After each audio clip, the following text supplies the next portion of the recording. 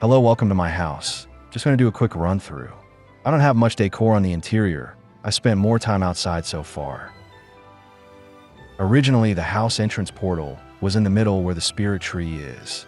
I'm still not sure if I want to keep it as it is or change it back.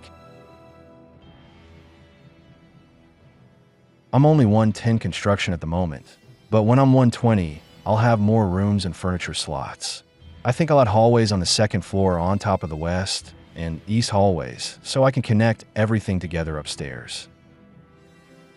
It's still a work in progress on the inside at the moment.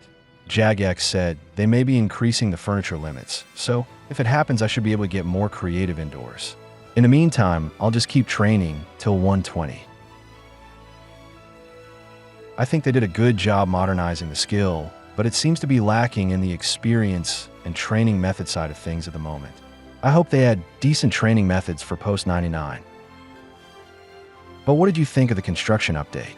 I'd be curious to hear your thoughts in the comments. This is where I would add the hallways once I can build more rooms.